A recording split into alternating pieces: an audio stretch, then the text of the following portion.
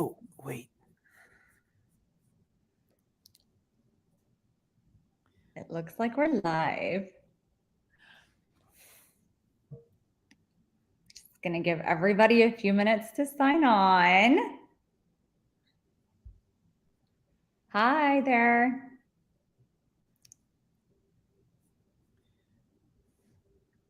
Hi, everyone. It's me and Dr. Josie. We're just going to give everyone a few minutes to sign on. You should be able to type in comments and then we can see them here and answer them and even stream them over the screen if you wanted to. Yeah, great. Everyone that's joining us, we're just going to give everyone a few minutes to sign on, and this will be recorded in case you want to watch it later or if you want to share it with your family or friends. We'll post it to our respective social media pages. So yeah, great.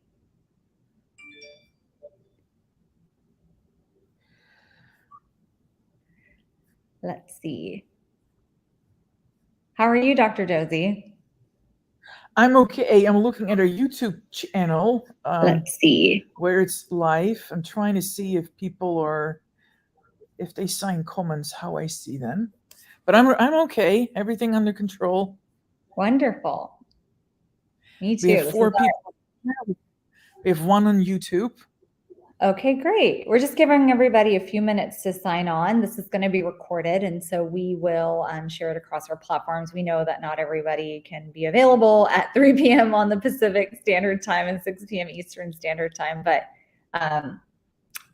we are, and this is the first time that we're trying this. So if it's something that you find useful, definitely give us some feedback, and we will do it again. But it's really just a nice conversation that Dr. Josie and I will have, and we'll answer some questions just about, health and wellness and nutrition and just the general aspects of a healthful lifestyle, which I think is a big part that's missing in the modern medical system, and something that Dr. Josie and I feel really, really passionate about talking to all of you about today. So somebody asked how we're doing. Well, it's Monday, and Monday, this happens to be where I have some days off, so I'm doing pretty darn good. So great. We're just giving everybody, one more minute to sign on, and then we'll start with some introductions so y'all can get to know us a little bit better. Good afternoon, Bertha, and hi, Kathy. Thanks for joining us today. One more minute.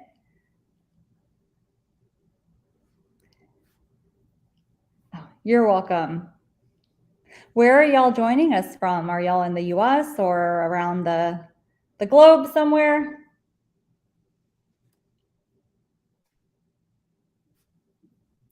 Great.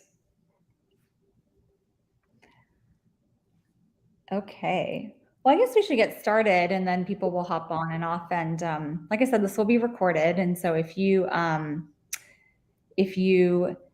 don't catch all of this, or you can't stay for all of this, then that's totally fine. You can watch it later. So I can start with my introduction, Dr. Josie, and then we'll turn it over to you. So I'm Dr. Nisha Patel. I am a practicing board-certified physician in internal obesity and culinary medicine, and I'm currently located on the West Coast here in the Bay Area, and that's where I practice medicine. I kind of have an interesting practice. I do see a lot of patients in the hospital as a hospitalist, which means that these are patients that are admitted to the hospital that need care in the hospital because they're too ill to be cared for in the outpatient setting or in the clinic setting. And then I'm also in the process of launching a metabolic health and obesity medicine clinic, which I'm so excited about. So I feel like I'm going to be able to see a wide diversity of patients and help patients in all aspects of their life and in their health journey. And so that's something that I'm really looking forward to. I have just such a strong interest in really bringing the lifestyle aspect of medicine back into our care. It's one that's been missing for a number of reasons. It's not that physicians aren't taught how important a lifestyle is. We are taught in medicine and medical school that lifestyle is a foundation of care, but the part that's missing is that we're not really taught how to help our patients achieve healthful lifestyle habits. And that's for a number of reasons, and really taught how to work with other healthcare practitioners and healthcare colleagues of ours to help our patients achieve that goal. And so there's a number of physicians out there that are really passionate about bringing this back into the conversation of medical care. I'm a physician, and so I believe in evidence-based medicine and the science of medicine, but I also think that there's a lot of things that we can do in our own lifestyle to help improve our health, no matter what medical conditions we have or how old we are or who we are. There's something that we can all do to work on our lifestyles. So my interest actually comes from my own journey. I went through all of my medical training, working really hard as a medical student, and then in residency, which is not conducive to forming healthful lifestyle habits. As you can probably appreciate, there's a lot of hours that we work as physicians, and we're not really taught to prioritize our own physical and mental well-being. And it really wasn't until I was like at the end of training when I got some lab work done. And just for reference, I'm South Asian, I'm Indian. I was born in the US, but my parents were born in India. And so, that's my heritage and my ancestry. And so I got some lab work done, and there was some already like concerning changes in my lab work. And I wasn't really, I was like 30 when these changes kind of popped up. And I have a very, very strong history of family history, I should say, of diabetes and heart disease. And that's not common to just my family. Many South Asian families out there have that type of history, and South Asians are at higher risk of developing heart disease and diabetes. And so I knew if I didn't really start making some changes in my own lifestyle, that this was going to catch up to me, and it still may catch up to me, but I'm just hoping to delay it if it does. But I didn't know how to make these changes. As a physician, it's, you're like, you go through all of this training, you have all of this knowledge, but when it comes to actually trying to form healthy lifestyle habits, it was just really kind of overwhelming for me. In my 20s, I tried all sorts of different things to get healthy that really didn't work. Maybe I'd do it for a little while, but it wasn't something that I could sustain. And so I knew that I had to learn how to make changes in my own lifestyle for the rest of my life. I wanted to do something that I could do every single day. And so through my own journey, I really learned about the field of culinary medicine, which I'll talk about in just a second, and obesity medicine. And I am just so fortunate I can combine these passions and really help take care of my patients in a very, just looking at their health in a 360 view. So what is culinary medicine? If you've never heard that word or that phrase before, that's totally fine. Culinary medicine, you can think of it as like the how-to of healthy eating. It combines the science of medicine and nutrition, or health and nutrition, with culinary principles. It really teaches people how to make flavorful and healthy and health promoting tasty meals, because I think that taste plays a huge role in our food choices. And so I should have mentioned that I grew up vegetarian, but I didn't like fruits and vegetables growing up. So it was a lot of I was probably an anomaly when it came to vegetarians, because I always get they're like, you're a vegetarian, but you don't like vegetables. So what do you eat? Well, I eat a lot of fast food. So anyways, but through just learning, like through culinary medicine, learning how to flavor foods and really making tasty, health promoting meals, I've been able to make these changes in my day-to-day eating that I enjoy. I actually first off, I really do enjoy cooking. I know that's not for everyone. And I just really enjoy being in the kitchen and using my chef's knife and making these and experimenting and using different spices and herbs to make really just tasty meals, and that I would say our husband approved, because he's my taste tester. So that's something that I'm really passionate about. I talk to my patients about. I really want people to feel the joy around food. Food, we all eat for different reasons, but at the end of the day, we don't want to feel any guilt or shame about what we eat. And Dr. Josie and I will talk a little bit more about that. But as an aside, so culinary medicine is something that I'm very passionate about. And then I will be practicing obesity medicine, which I'll talk a little bit about later. But I should turn it over to Dr. Josie, because I could talk y'all's head off. It's okay. So let me put this one on, I think. Am I doing it right? Yeah. Yes, I see it. So I'm Dr. Josie. my last name is Van Landen. I'm a medical oncologist here at the in Pittsburgh. Let me say it that way. And I direct the cancer survivorship program, although at the current time I'm on medical leave for a condition that obviously interferes with my ability to function. But where I'm going with this, without giving you all the details, is that I've been on both sides of the examination table, so to say, and so I know how tough it is to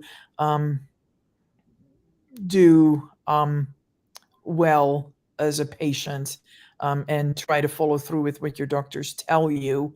And one thing in particular in the cancer world is that we're being pounded over the head with the notion that lifestyle affects the incidence, the development of cancer, as well as once you've developed cancer, the prognosis of cancer. And that puts a lot of heavy duty pressure on cancer survivors to try to eat healthy. And so many of my patients tell me that that is really putting a lot of weight on them, spending a lot of time in a grocery store, reading the labels, trying to think things through. What are they buying? How are they preparing it? So that they nurture their body, and they often feel some guilt and shame. Are they hurting their body more than they're helping with their lifestyle? Did they cause their cancer? I'm always giving an example of something I've seen in real practice, where sometimes individuals overreact after a cancer diagnosis. I've had a really healthy living person develop cancer who then decided, well, healthy living obviously doesn't really help. And so this person then converted to fast food, and vice versa. Somebody who really didn't know or have for whatever reason, not necessarily a healthy lifestyle, developed cancer, and then came to me only living on lettuce, which does not have the nutrients to sustain your health. And so both of them are extreme case scenarios of how individuals react to a shocking, life-threatening diagnosis like cancer, where there is an association between your lifestyle and your outcomes beyond cancer even.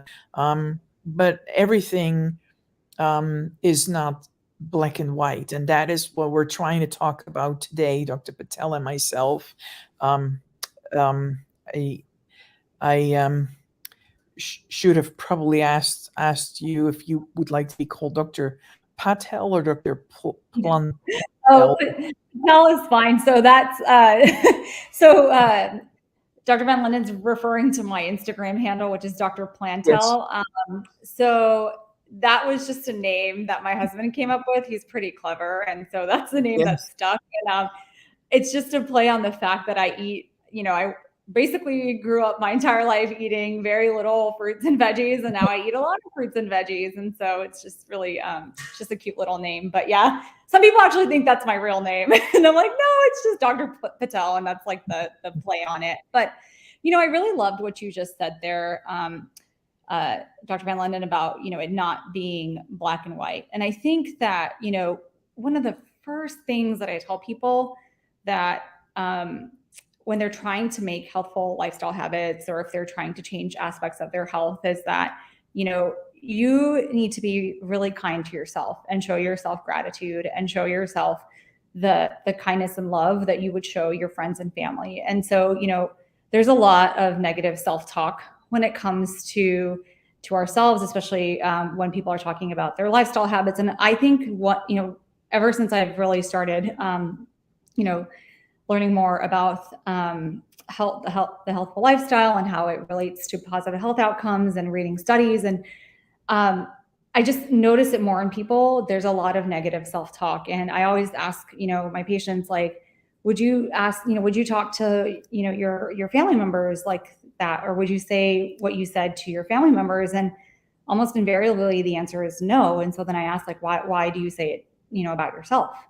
And it gives them pause. It gives me pause, because I used to have a lot of negative self-talk too, right? I think it's easy to be like, oh, I shouldn't have eaten that chocolate cake, or I shouldn't have eaten that, or I should do this, or I didn't work out today, or, I need to do this better. And it's really not black and white. It's making progress, but not getting fixated on just being perfect every single day. But I can understand why, many of our patients feel when they get a diagnosis like cancer, or if they get a diagnosis of another health condition that can mean a serious change in their life, why they feel like they have to completely flip their entire, lifestyle, or what they're doing to care for themselves on its head and go the other way.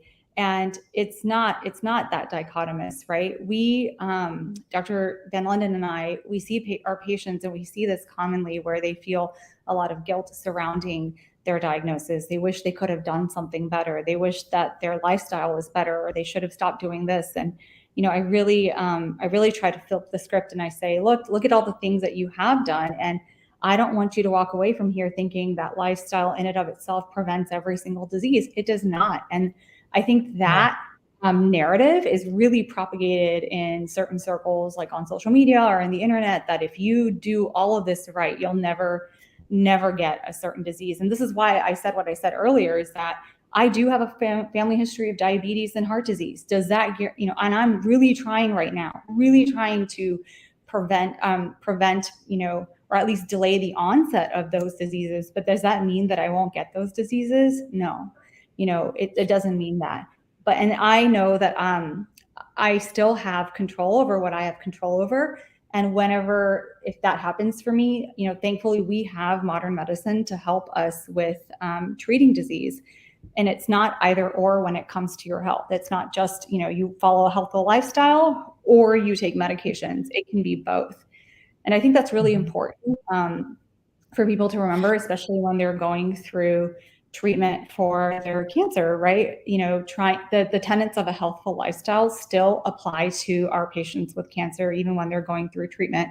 And I think it can really help improve quality of life and augment treatment. And there's a lot to gain there. And so, when you get a diagnosis that you feel that you have no control over, I promise you that I completely understand how that feels. And I want you to know that there are still things that you can do to improve your life and improve your health and improve your quality of life. And I'm sure, Dr. Van Linden has seen, talked to her patients about that, and seen the power of still following, healthful lifestyle habits during treatment for cancer. Yeah, that's something. Our body Correct. Our body is a black box still. There's still many things we still don't understand. Lifestyle is a part of it, but there's so many factors beyond that in our body that we still don't understand. And once you've been diagnosed with a diagnosis that's a little threatening or scary, like cancer, you try to control what you can, and that is often lifestyle. But sometimes you can overshoot a little bit. So maybe I should take a minute here and tell everybody that if they have questions, you should feel free to post them in the wherever you're at, and we should be able to see them show up here. In the meantime, while we're waiting for your questions to come in, then I have already a pre-existing question I can read, but I just see that Catherine Mancuso posted a question. Do you see it, Dr. Patel? Yeah. Have you had any exposure to Brene Brown? She doesn't specifically relate to nutrition, but she speaks to self-love and how important it is to take care of yourself. I don't have any exposure to Brene Brown, but I do agree that, loving ourselves is step number one when it comes to making healthful lifestyle habits or making changes to your life that are meaningful. And I always say that, one of the tenets of what I tell my patients is, are you doing what gives your life joy and meaning, right? Because I think that that's really important for your mental well-being. I think that there's a lot of obligations, there's a lot of responsibilities that we all have in our own unique ways. And it's not always easy to say no to some of these responsibilities and obligations, but sometimes you have to just take a moment and to ask yourself if these certain responsibilities that maybe you could take off of your plate, are they really serving you? Are they bringing you joy? And if they're not, I definitely empower you to reevaluate those and see if it's something that you can either pass off to somebody else or even just take off your plate completely. Because giving that space and that time for yourself is really, really important. And that's something that I actively practice. It's not something that I'm good at. And Dr. Van London can certainly attest to that. We all have gone through medical training, basically with the notion that we don't put our health first. We don't put our mental and personal and physical well-being first. We're physicians, but at the end of the day, we're humans too. And I firmly, firmly believe that if we don't take care of ourselves, we're not going to be able to take care of the people that we, for like our patients or our family members or our friends. And so I definitely give myself that self-love and taking care of myself so that I can show up and be the best that I can for the people around me.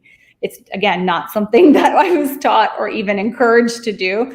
I should say that I do spend a lot of time just, as a part of physician wellness within my organization. And that's a message that I try to send to all of my colleagues and my patients and my family members alike. So thanks for bringing that up, Catherine. But this brings up a good point. And let me see how I phrase that. Cancer survivors, because on this particular hour we talk mostly about the interface between nutrition and cancer, but nutrition is not on its own. Nutrition is related to all the other aspects of your lifestyle. And so Dr. Patel and I had been deliberating how to go about this, because nutrition does not stand on its own. We can talk about exercise, we can talk about sleep, we can talk about emotional health. So where are we going to take this, we thought. But for this first session, we thought maybe we'll just see where it goes. We introduce ourselves, we see what questions come in, and then maybe, depending on the interests, maybe repeat this over time, and maybe devote each session to a specific theme, or maybe just because it's so intermingled, we should just shake it up every time. I guess it also depends on what all of you would want. And the other thing to note is that if we stick with weight for a second, maybe that's a topic we can talk about next, Dr. Patel. Cancer and weight, many think that once you've been diagnosed with cancer, you're going to lose weight, which some individuals do, but there's also plenty who gain weight because the treatments that they're getting makes them gain weight. They're unable to move or eat food that's healthier, if I use that term, because they can't consume it any other way, depending on where the cancer is. Where I'm going with this is we're talking here about everything across the entire spectrum, from losing weight to being underweight to gaining weight and being or becoming overweight. And literature is abundant, but at the end of the day, though, we still don't know entirely if it's the static being over or underweight, or if it's the weight change, or maybe the combination of the two, that contributes to a better or a worse outcome for those who have been diagnosed with cancer, which is really fascinating. And because nutrition and weight is tied to so many of the other lifestyles, it's really hard to do studies to figure out which changes in your lifestyle are really beneficial. In particular, if we would like to narrow it down to a particular tumor type, we still don't know, and it's going to take us a while to know. And then we, Dr. Patel and I, don't claim to have the golden answers. There's tons of diets out there, tons of exercise methods. Some of them are cheap, some of them are expensive, some of them tell you how to do it. Some of them ship boxes of nutrition to you, so that you don't or shouldn't buy anything in addition to what they ship you.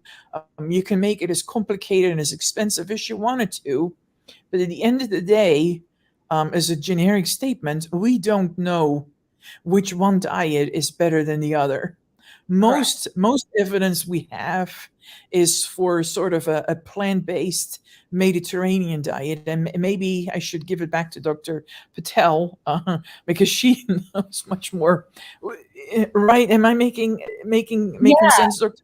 Okay. Yeah. First off, I thank you for bringing that up. I just want to say, just off the bat, as an obesity medicine physician, I just want everyone to know here that your weight or your body size does not define who you are. And that is a message that I wish our society would send more consistently. I wish our medical system would send that message more consistently. As an obesity medicine physician, our goal when it comes to managing weight for patients with pre-obesity and obesity, which is a chronic medical condition, and I'll talk about that in just a second. Our goal is to help you reach your health outcomes. It's not about getting, what you see on social media where it's like, get bikini body ready, or like, this is my summer body. I don't like that messaging. I think it's very negative. We are here to help reduce the risk of developing complications down the line. And so again, like I said, this isn't about getting into some picture perfect body size. We respect that, we all have genetic and epigenetic factors that govern or kind of predispose us to certain weights and body sizes. And that's, a fact that's not necessarily something that we can all control but there are, aspects of our lifestyle with medical management that we can use to achieve our health goals as a part of an obesity medicine conglomerate or practice. So I want to say that. And then the other thing I want to say is that when I say obesity is a chronic disease, I mean, it's a chronic disease, just like developing, diabetes or heart disease or high blood pressure.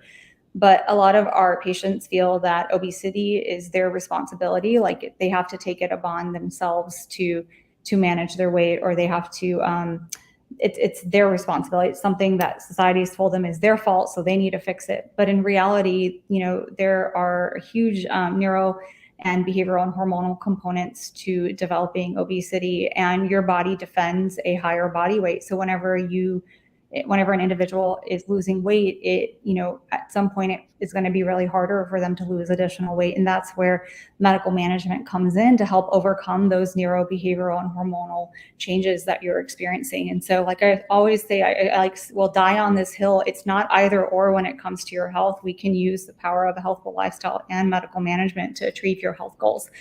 So I just want to throw that out there and put that plug in. No, as far as what Dr. Van London said, there is, as far as when we're coming back to what we're talking about here with prevention and treatment of cancer, there is, and this goes for any disease process really, there is no like one size fits all when it comes to our nutrition and our eating. Unfortunately, I think in society we have, developed this notion of, it's kind of like a reductionist mentality where you might hear people say, cut this out, or cut dairy out, cut gluten out, I don't know. I've lost count of all the things that people have been asked to cut out.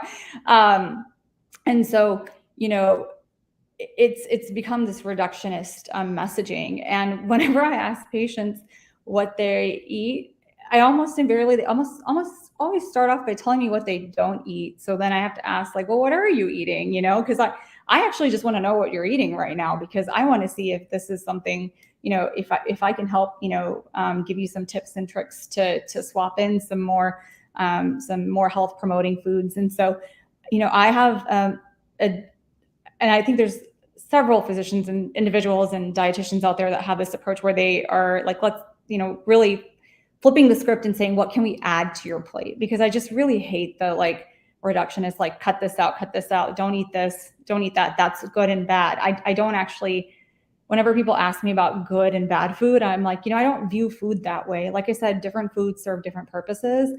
And the tenets of a healthful dietary pattern, like Dr. Josie said, is very plant forward. It does include, foods like whole grains, fruits and vegetables, nuts and seeds, and legumes, which if you're not familiar with that term, that's where the lentils and the beans and the soy kind of family fall into. Peanuts are technically a legume, I think. So they, those foods really make up the tenets of a healthful lifestyle. And I always encourage patients to find, ways that they could add more of those foods to their day-to-day eating. And I think, it's so important to think about it like that, because we don't eat enough of these foods as a society anyways. And I just rather create a atmosphere of abundance than just focusing on restriction all the time. I have people say to me, it's like almost kind of like a confessional, like, I had chocolate cake yesterday. And I was like, I did too. It's just like, I don't want people to feel bad about enjoying the foods that they like to eat. Of course, finding ways for you to fit those foods into your dietary pattern, I think are really important, because when you all out just restrict everything up front and say you're not going to eat something, at least for me, I just want it more. And it just makes it really hard. And so I definitely try to flip the script with that conversation. And so, when I say plant forward, that doesn't mean that it's 100% plant-based, that you don't eat any, other types of foods that are maybe they're cultural foods that you grew up eating. And I don't think it's ever okay for anyone to tell you to cut out your cultural foods or foods that your family has value or puts value and meaning into. I think that's really not the best message to send. But, I think it's important, like I said, just to create that atmosphere of abundance and think about what we can add to your plate. When it comes to nutrition and patients with cancer, the tenets of a healthful dietary pattern don't change. It doesn't really change. Now, what does change when we talk about our patients with cancer are, there are definitely aspects of cancer treatment that can make it very difficult for people to meet their nutritional needs for a number of reasons. These could be symptoms like having, mucositis or ulcers in your mouth that make it difficult to eat. It could be nausea, vomiting, abdominal pain, or diarrhea, depending on where our patients have their cancers located. If they're getting, radiation to the head and neck area, or if they're getting radiation if it's like a bowel or a GI cancer and they've had to, let's say, have surgery. I actually, on the hospitalist side, do take care of a lot of patients post-operatively from like surgeries for pancreatic cancer and gastric cancer. And so I do see a lot of patients that have altered bowel anatomy, and we are really trying to support them early on with nutrition. I think that identifying individuals, I feel like every patient, when they're diagnosed with cancer or with any medical condition, should have access to an RD. And I know that's not the case everywhere. I think that we want to identify individuals that are at risk of developing malnutrition or developing, difficulties with, maintaining their nutrition as early as possible, and then having somebody longitudinally work with them. I know that's not the case everywhere. So if you are having symptoms that are making it difficult for you to meet your nutritional needs, I think it's really important to work with your medical oncologist or the individuals that are involved in your care and addressing those symptoms, so that we can, hopefully get you to be able to meet your nutritional needs. But there's no special diet that, one needs to necessarily follow per se when they're going through treatment and treatment for cancer. Of course, if they're not meeting their nutritional needs, there are, supplementations that we may have to use. We might have to use certain additional support, like feeding, or like doing some what's called enteral feeding. Sometimes patients need tube feeding, which can help them, or they might need IV nutrition, which can help them. But in general, when it comes to just like the basis of a healthful dietary pattern, that doesn't change. Unfortunately, I'm sure Dr. Van London has had patients, maybe come to her, and I've had patients come to me, tell me that, so-and-so told them to follow X, Y, and Z diet while they're on their treatment for cancer because it's going to help their cancer not grow, and that gets really frustrating for us because it takes a lot of, well, first it's frustrating because we don't think that's the right advice for our patients, and that could actually cause a lot of harm than good. And second, our patients sometimes don't know the difference from who they're getting dietary advice from. And this is something that I was just on the wards last week and I experienced too, and definitely discussing, with specific patients and saying, well, this is actually what we recommend. And, we don't want you to do this. And oftentimes it's not something that like our patients are even enjoying doing. We don't want them to cut out their favorite foods. We don't want them to fear food. We don't want them to think that if they eat fruit or something that's going to make their cancer grow. But sometimes these myths get perpetuated in certain circles. And then, when you're sick and you want help and you just want to feel better, and trust me, I've been there, you will do anything, listen to anyone that might be giving you some sort of advice to feel better. But in reality, I think it's really important to stick with evidence-based advice and really talk to your doctor and try to work with a registered dietitian if you're not meeting your nutritional needs. And so but like I said, the tenets of a healthful dietary pattern don't change. And that doesn't mean you can't include other foods, but trying to get, an abundance of fruits and veggies and whole grains and nuts and seeds and legumes onto your plate is really helpful. Protein requirements are also different. Of course, Dr. Van London can speak to that as well for patients that are undergoing cancer treatment, especially if they're losing weight. And that's where, talking about your specific needs and barriers to meeting your nutrition is important. Hold on, Dr. Patel, because I feel like you're a walking encyclopedia. You know so much about this. Hold on one second. I think we got a couple of questions. Yeah. I want to just summarize that we've introduced ourselves. We kind of explain our philosophy, and this is a safe zone without judgment. And there's some people who have been starting to post some questions. So maybe the second half until 7:00, maybe we can go through some of these questions. I know there is one person who is attending from the Netherlands. Wonderful. And there is one who, let's start with the first question here. But the question is cut off. Yeah. So her daughter was called fat by a primary care doctor when she was out of commission due to knee injury. And so the question is finished here, I think. Would you have this patient address it with the primary care physician or change the primary care physician? That's a tough question. That's a tough question. Yeah, I would just say that in general, that if you don't jive with, and sorry, I'm using the word jive. If you, and this is what I encourage my patients and my own family members and friends, if they don't feel that their relationship with their physician or their healthcare provider is a mutually respectful relationship and it's not a positive relationship and they don't trust that individual, I always encourage them to try and seek out individuals or other healthcare providers or physicians that like a second opinion, essentially, because I think that relationship, and Dr. Van London, I'm sure can say that the same, but that relationship with your physician is really, really, and your healthcare provider is really important.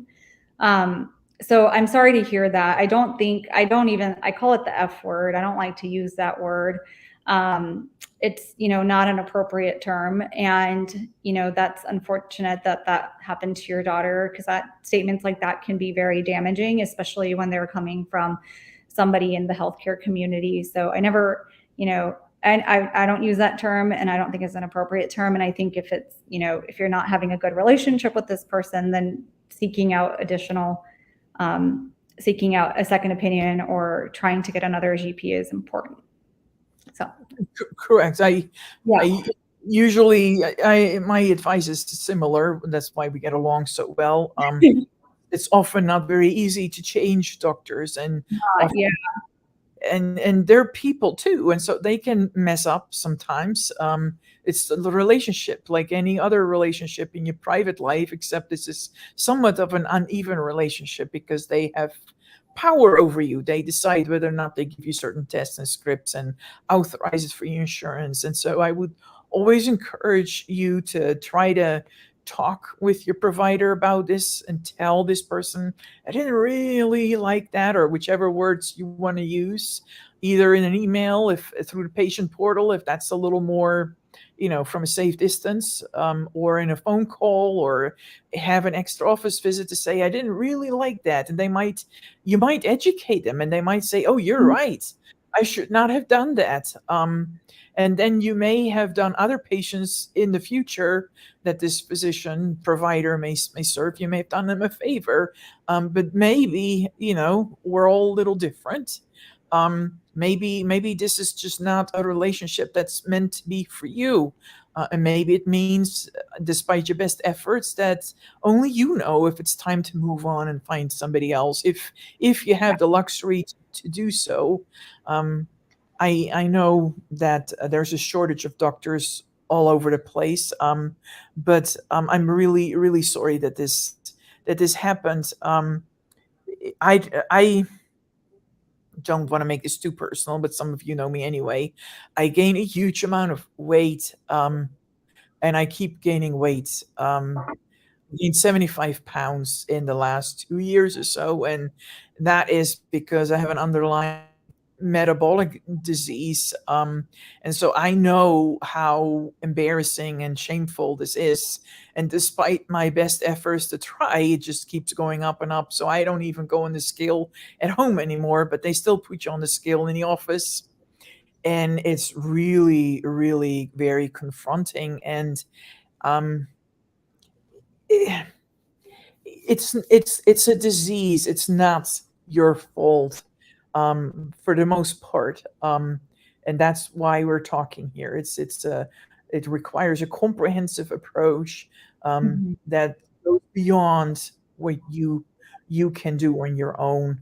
And so even I get help from other people, and I hope to learn from Dr. Patel so that hopefully I can lose some of this, but we'll see. So the next question that showed up here is Vilika. Let me put it here. Yeah. Is there a difference between eating processed food compared to organic food? Okay. So I just want to, this is a good question. So first off, I want to say that just because a food is labeled organic, doesn't mean that it automatically means it's healthier. And I always say this is kind of, I love Oreos, so I'm just going to throw that out there. An organic Oreo and a non organic Oreo are just Oreos in my book, right? Like one is not better than the other. I would eat both because I like Oreos. So, like I said, just because something's labeled organic, there's the huge health halo. These are like, terms out there that food manufacturers use to market their food, and they're usually printed on the front of the package in like pretty bright colors, and they're bold. And so things like organic or natural or fat free or even like plant-based is a health halo term, because there's different types of food that fall under plant-based, and some are considered more health promoting than others. And so organic not automatically, it doesn't automatically mean that something is health promoting. And then is there a difference between, so kind of just back to the Oreos, both Oreos are considered, processed foods, and it doesn't really matter if one is organic over the other. They're still Oreos and they're both still processed. So there's no difference there. I think sometimes this question comes up when we're talking about produce, sometimes with the organic, and the non-organic, which one is better for you? And I tell people whatever you prefer, because at the end of the day, we as a society don't eat enough, fruits and veggies. And and not every, organic produce is more expensive. And if that's what you want to buy, cool, you can go ahead and buy it.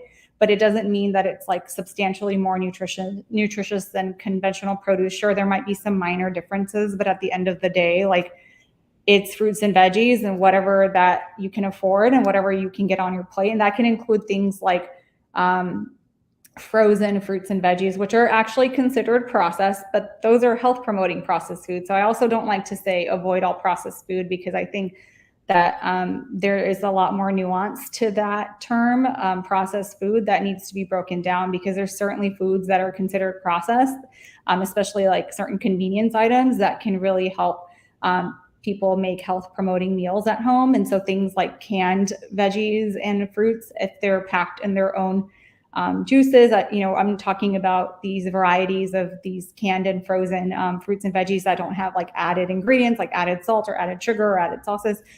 Those can be health promoting. And so it doesn't really matter to me if they're organic versus not organic. I eat both because I just kind of look at what's fresher. And sometimes it's like the non-organic veggies that look fresher, and sometimes it's the organic. So I just try to think of it as a way of like, what can you get on your plate reasonably, and what can you afford? And so I think it's really important, too. So one link, I'm not sure this is the best link out there, but if you do want to try to stick to organic produce, which supposedly has lower insecticides in there, there is the so-called Dirty Dozen. I don't know if there's a better website, Dr. Patel, and we can always share it later. If you're trying to be cost saving, maybe prioritize these Dirty Dozen. Is that how you think about it, Dr. Patel? I don't want to step in your door. No, it's okay. I just a quick note about the Dirty Dozen and the Clean 15. Yes. I don't use those lists because I think that there's some, that's okay. I personally don't use those lists because I think that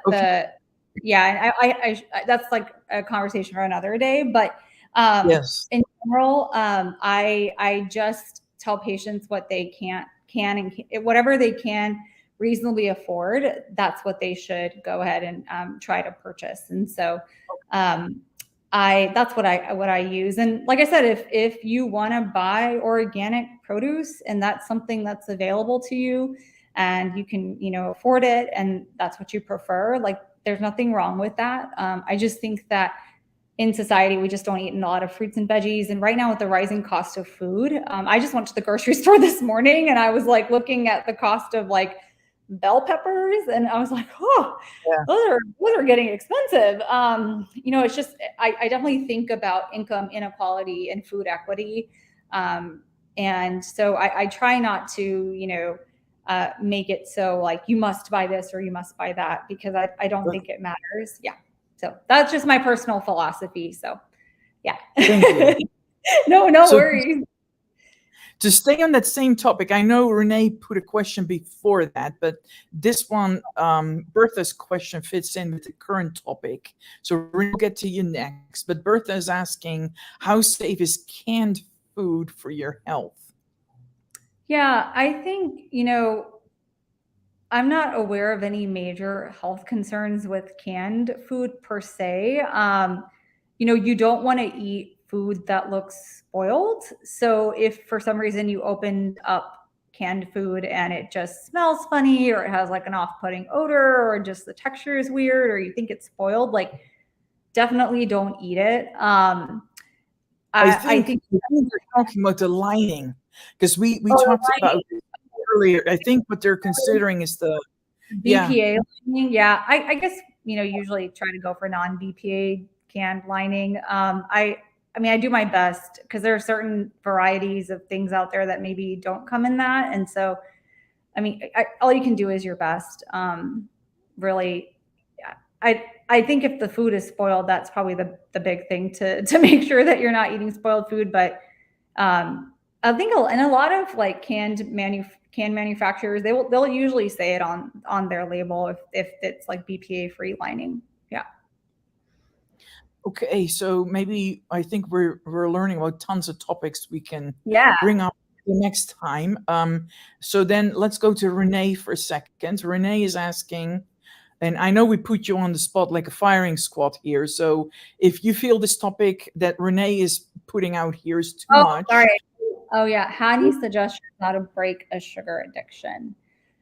Yeah, that's a good question. I think one thing that's helpful is not viewing it as I have to avoid all sugar all the time. I think that, sugar gets so simple sugars. We'll talk about that. Those are what you think of like table sugar, or sugars that, including things like honey and maple syrup.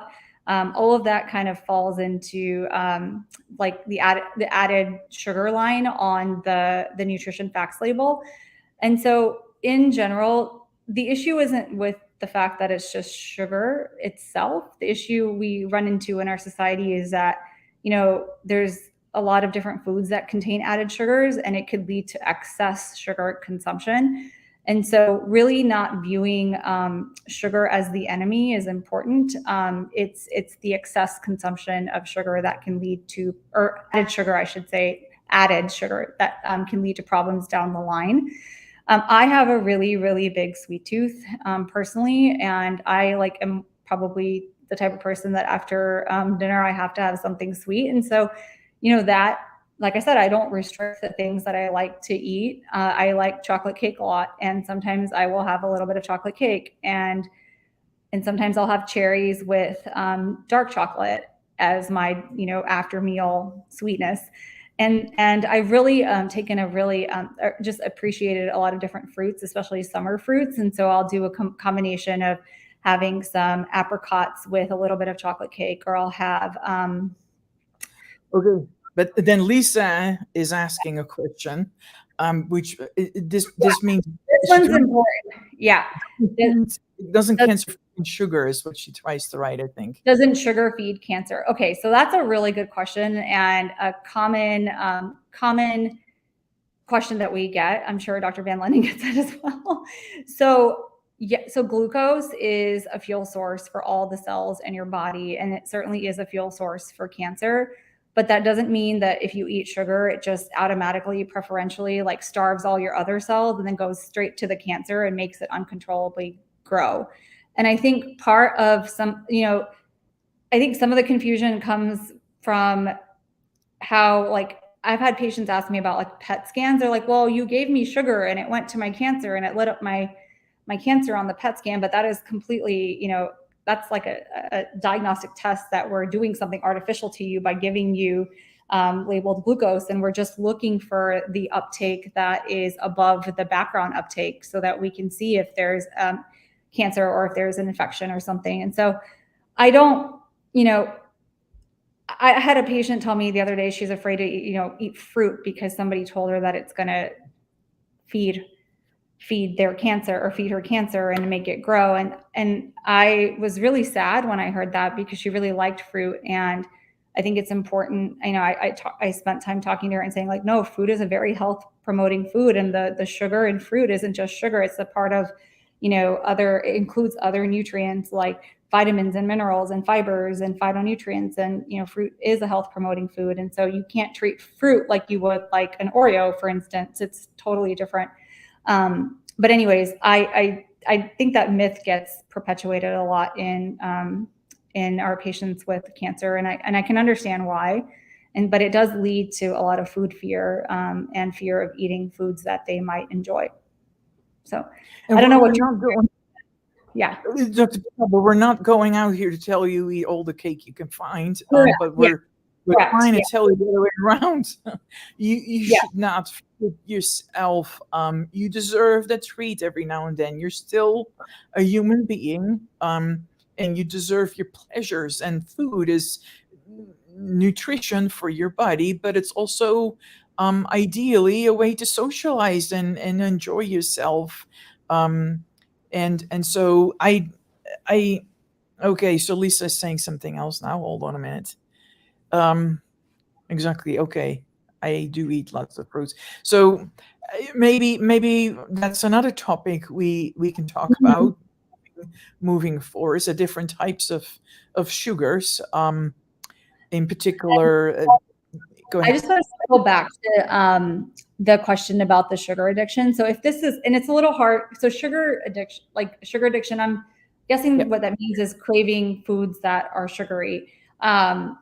And so one concept by like the Culinary Institute of America that I really like is called the dessert flip. And that's exactly kind of something that I've used to help me, with my sugar. Like I said, I have a really big sweet tooth. Like I do crave it very often, but like I said, I don't restrict it. It might mean that I vary it up, maybe eat a smaller portion, because usually like the first few bites of a dessert are pretty satisfying. And then I'm like, I really don't want any more, or I add some fruit to it. And so it's really thinking about not completely eliminating the food that you're craving, but finding a way to incorporate it within the background of a health promoting dietary pattern. And so, like I said, that could mean some cake with cherries and stone fruit of some sort. But like I said, it shouldn't be this all or nothing, because I think that makes it that craving or that want even more.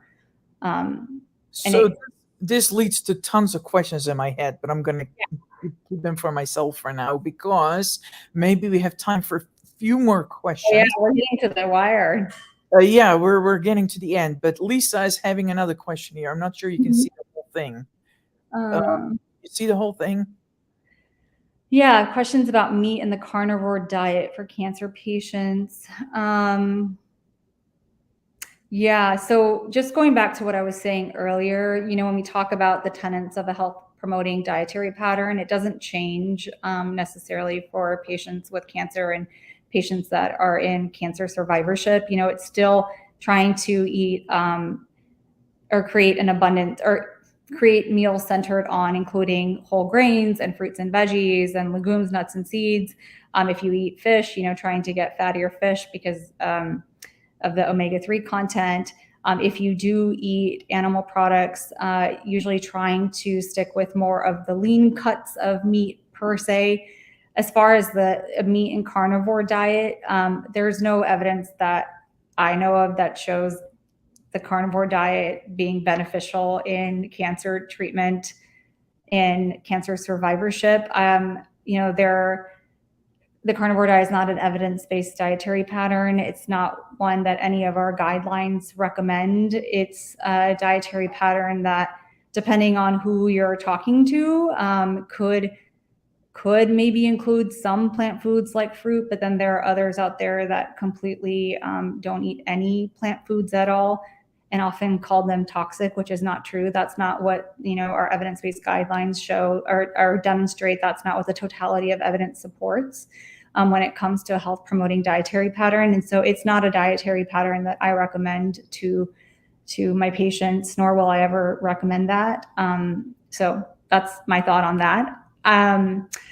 Vegetarian and vegan diets, if they contain all of the health promoting foods that I just talked about, can be healthful. I say that in a way, I say that way because, like what I was referring to earlier, plant-based has a really big health halo. And so Oreos are technically plant-based. I keep coming back to Oreos, but there are foods out there that are technically plant-based, but maybe not the most health promoting as far as trying to make a foundation of that for your dietary pattern. And so, again, these are the foods that we really try to center, or we recommend in abundance as much as possible. And so keep it simple, focus on the basics. I think there's a lot of, I call it frou-frou out there that, is on the internet with people saying like, eat this, eat that, don't eat this, don't eat that. And it just gets really confusing. And so my messaging, I try to keep it as straightforward as possible. These are the tenets of a healthful dietary pattern. These are things that you work on in your lifestyle, which, Dr. Van Linden and I can get into in future Facebook Lives, because we have been going for an hour. It doesn't feel like we've been going for an hour, but we have. So anyways, those are my... I just want to close by saying that I got an alert that a California lawsuit just decided that Skittles are unfit for human consumption. Oh. So just to Interesting. tell you, uh, um, Hmm. you know, there is a lot of un uncertainty around food, but we're trying to make it moving forward simple, understandable, relatable, so you can make your own decisions moving forwards in ways that fit with who you are.